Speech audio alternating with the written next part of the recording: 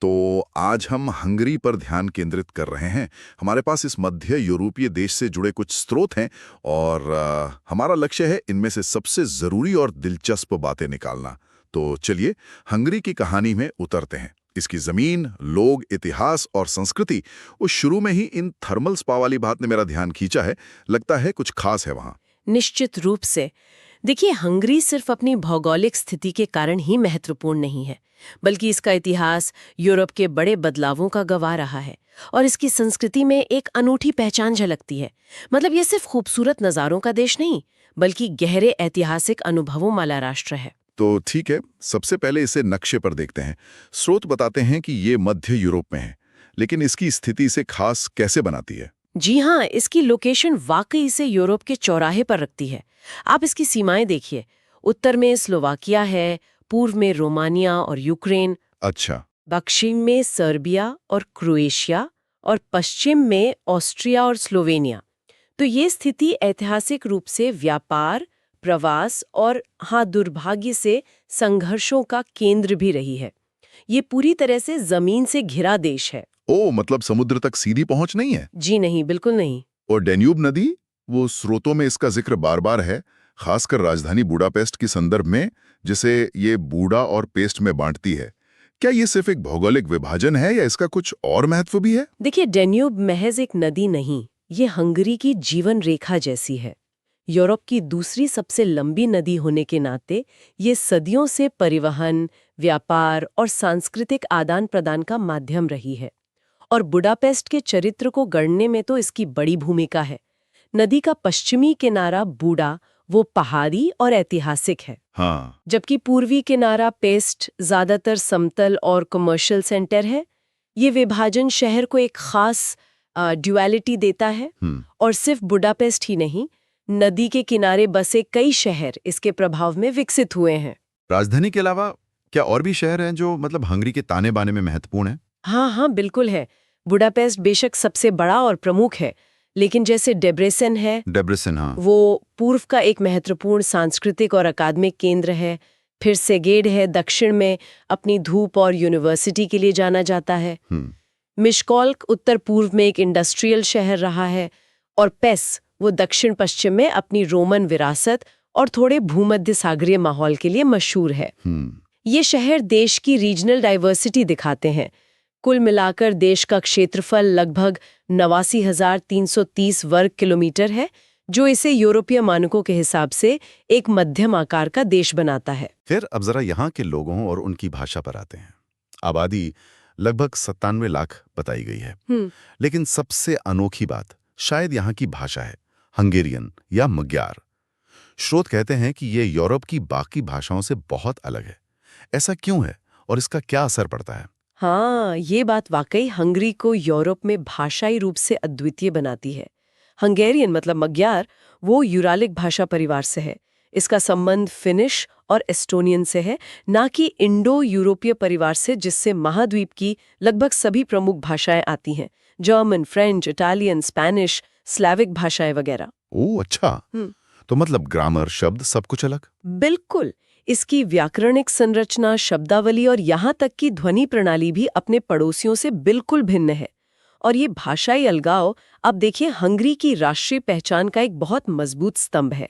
इसने सदियों से उन्हें अपनी अलग सांस्कृतिक पहचान बनाए रखने में मदद की है। पर हाँ, शायद कभी-कभी इसने यूरोप के बाकी हिस्सों के साथ संवाद में एक एक्स्ट्रा लेयर भी जोड़ी है। ये तो सचमुच ध्यान देने वाली बात है। एक अलग भाषा एक अलग दुनिया रच सकती है। अच्छा, धर्म के लिहाज से क्या तस्वीर उभरती है? ऐतिहासिक रूप से हंगरी एक ईसाई राष्ट्र रहा है। इसकी जड़ें सेंट स्टीफन प्रथम के समय यानी लगभग 1000 ईस्वी से जुड़ी हैं। रोमन कैथोलिक धर्म सबसे बड़ा समुदाय है, लेकिन सुधार आंदोलन का भी गहरा प्रभाव रहा। इसलिए प्रोटेस्टेंट, खासकर कैल्विनिस्ट, हाँ, जिन्हें अक्सर हंगेरियन चर्च कहा जाता है, और लूथरन, वो भी महत्वपूर्ण संख्या में है। बुडापेस्ट में यूरोप के सबसे बड़े सिनेगॉग में से एक के साथ एक महत्वपूर्ण यहूदी विरासत भी है। हालांकि द्वितीय विश्व युद्ध और होलोकॉस्ट ने इस समुदाय को बुरी तरह प्रभावित किया। और हाल के वर्षों में, जैसा कि यूरोप के कई हिस्सों में हुआ है, सेक्युलरिज्म बढ़ा है, लेकिन धर्म अभी भी सांस्कृतिक पहचान का एक हिस्सा है। चलिए अब थोड़ा इतिहास की परतों को खोलते हैं।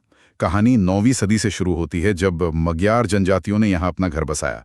ये तो बहुत लंबा सफर रहा है। हाँ, और हंगरी का इतिहास काफी नाटकीय रहा है। 9वीं सदी के अंत में कार्पेथियन बेसिन में आगमन और राज्य की स्थापना के बाद मध्य युग में ये एक शक्तिशाली यूरोपियन राज्य बना। फिर जैसा कि स्रोत बताते हैं, 1867 में ऑस्ट्रिया के साथ समझौता हुआ, जिससे ऑस्ट्रो हंगेरियन साम्राज्य बना। हाँ, ऑस्ट्रो हंगेरियन एम्पायर। जी, ये एक दोहरी राजशाही थी जिसमें हंगरी को आंतरिक मामलों में काफी स्वायत्तता मिली। ये दौर भव्य निर्माण और सांस्कृतिक विकास का था, लेकिन साथ ही जातीय तनाव भी बढ़ रहे थे। और फिर विश्व युद्ध आए, जिन्होंने यूरोप का नक्शा ही बदल दिया। बिल्कुल। पहला विश्व युद्ध हंगरी के लिए विनाशकारी साबित हुआ। ऑस्ट्रो हंगेरियन साम्राज्य हार गया और बिखर गया। 1920 की ट्रायनॉन की संधि हंगरी के इतिहास में एक बहुत बहुत दुखद पन्ना है। ट्रायनॉन संधि, हाँ, सुना है इसके बारे में। ये राष्ट्रीय मानस पर एक गहरा घाव छोड़ गया है, जो आज भी राजनीति और समाज में महसूस किया जाता है। और दूसरे विश्व युद्ध के बाद कम्युनिस्ट दौर शुरू हुआ। हाँ, दूसरे विश्व युद्ध में गलत पक्ष चुनने के बाद हंगरी सोवियत प्रभाव क्षेत्र में आ गया। 1949 से 1989 तक यहाँ एक दलीय कम्युनिस्ट शासन रहा। 1956 में सोवियत कंट्रोल के खिलाफ एक क्रांति हुई थी। हाँ, 1956 की क्रांति, जिसे बेरहमी से कुचल दिया गया, लेकिन यह स्वतंत्रता की आकांक्षा का प्रतीक बन गई। लेकिन अंततः 1989 में बदलाव आया, लोकतंत्र की वापसी हुई। सही कहा। 1989 हंगरी और पूरे मध्य और पूर्वी यूरोप के लिए एक महत्वपूर्ण वर्ष था। हंगरी ने लौह पर्दे यानी आयरन कर्टन को खोलने में अहम भूमिका निभाई। अच्छा, कैसे? जब उसने अपनी ऑस्ट्रियाई सीमा खोली, जिससे पूर्वी जर्मनों को पश्चिम जाने की अनुमति मिली। यह बर्लिन की दीवार के गिरने की दिशा में एक बहुत महत्वपूर्ण कदम था। वाह! इसके बाद हंगरी में शांतिपूर्ण तरीके से मल्टी पार्टी डेमोक्रेसी में परिवर्तन हुआ। और फिर 2004 में यूरोपीय संघ की सदस्यता। इतिहास के इतने सारे मोड़, ऐसा लगता है ये देश लगातार अपनी पहचान और जगह को पुनर्परिभाषित करता रहा है। निश्चित रूप से। साम्राज्य का हिस्सा होने से लेकर राष्ट्रीय त्रासदी, विदेशी शासन और फिर स्वतंत्रता और यूरोपीय एकीकरण तक, ये सब अनुभव हंगरी के वर्तमान मानसिकता और विश्व दृष्टि को आकार देते हैं।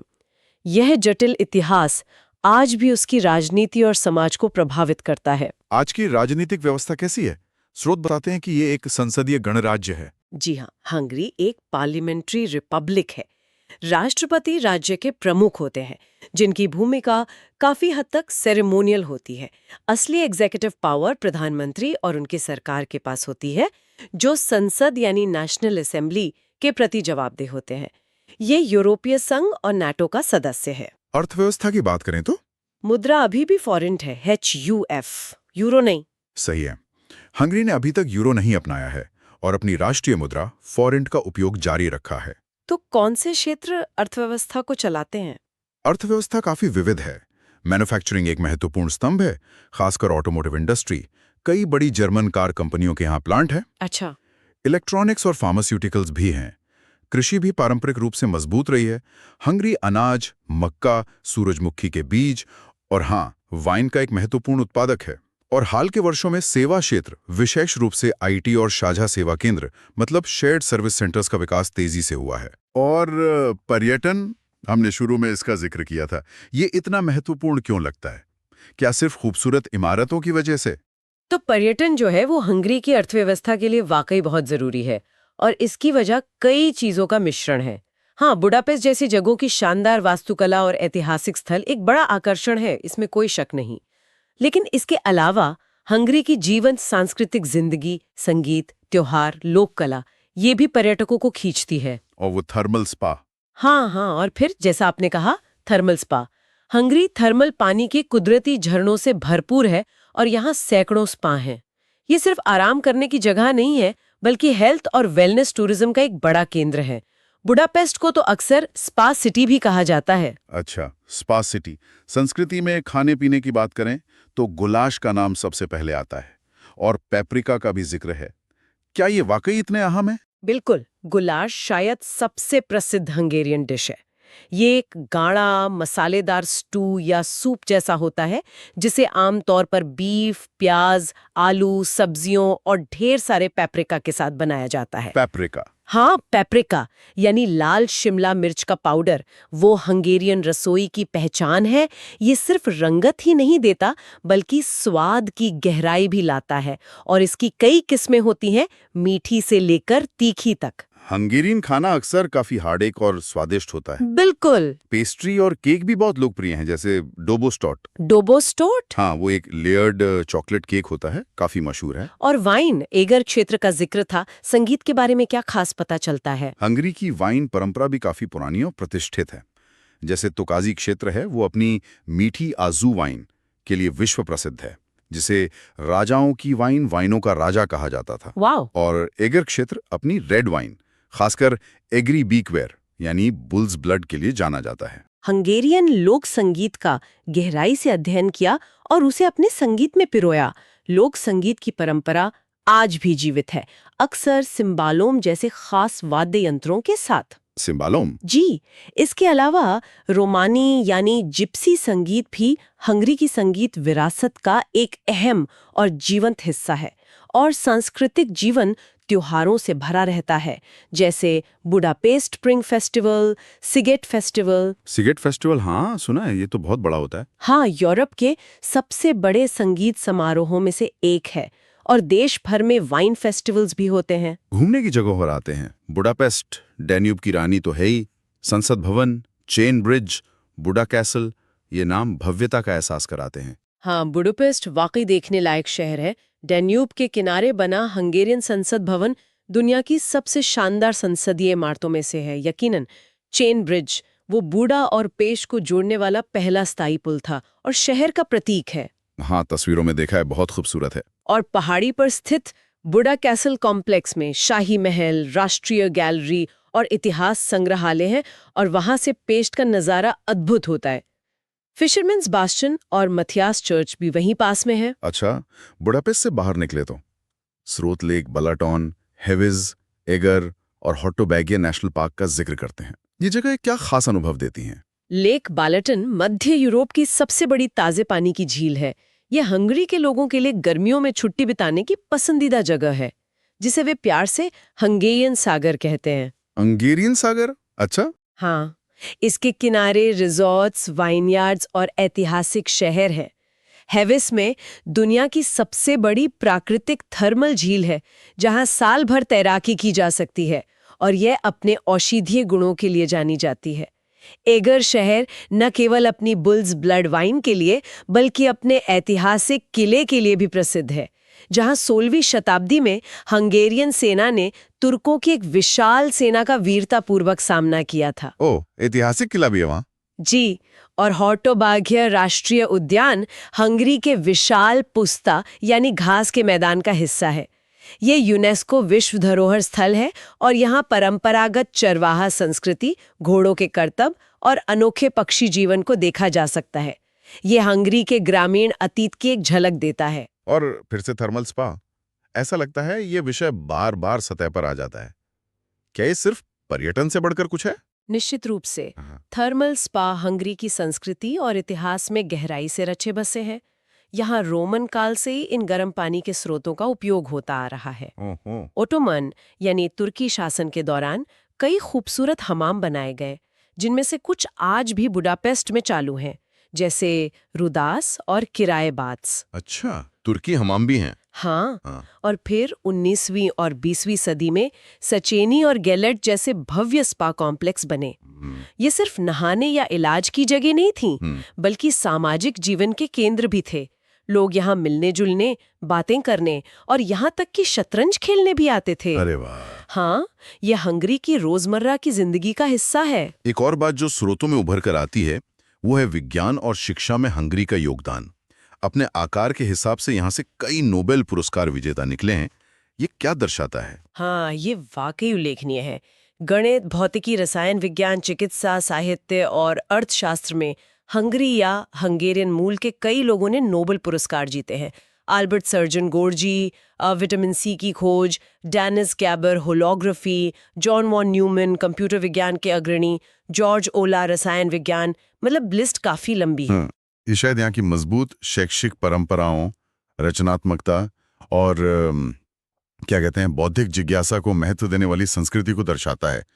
भले ही कई प्रतिभाशाली लोगों ने देश के उथल-पुथल भरे इतिहास के कारण बाहर जाकर काम किया, लेकिन उनकी जड़ें यहीं थीं।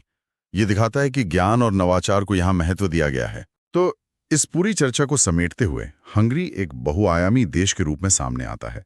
इसका इतिहास गहरा और जटिल है, संस्कृति विशिष्ट है, चाहे वो अनोखी भाषा हो, मसालेदार खाना, भावपूर्ण संगीत या ये हर जगह मौजूद थर्मल स्पा। डैन्यूब नदी, बुडापेस्ट की शान, बालाटन की शांति, ये सब मिलकर एक खास तस्वीर बनाते हैं और यूरोप के केंद्र में इसकी मौजूदगी इसे और भी अहम बना देती है। बिल्कुल सही कहा। हंगरी अतीत और वर्तमान, परंपरा और आधुनिकता, अपनी अनूठी पहचान और यूरोपीय संदर्भ के बीच संतुलन साधने की कोशिश करता एक दिलचस्प राष्ट्र है। इसने बाहरी प्रभावों को आत्मसात किया है, लेकिन अपनी मजार जड़ों को मजबूती से पकड़े रखा है। और यहीं पर एक विचारणीय प्रश्न उभरता है। अपनी अनूठी भाषाई जड़ों, जो इसे अपने लगभग सभी पड़ोसियों से अलग करती हैं और प्रमुख यूरोपीय शक्तियों के बीच स्थित होने के अपने लंबे, अक्सर जटिल इतिहास को देखते हुए, भविष्य में हंगरी की ये विशिष्ट पहचान व्यापक यूरोपीय ढांचे के भीतर उसके रास्ते को किस तरह आकार देना जारी रखेगी। मतलब ये अनूठापन किस हद तक यूरोप के साथ उसके एकीकरण को सुगम बनाएगा या उसे चुनौती देगा, और ये अपनी राष्ट्रीय संप्रभुता की धारणा को कैसे प्रभावित करेगा, ये आने वाले समय में देखने वाली बात होगी।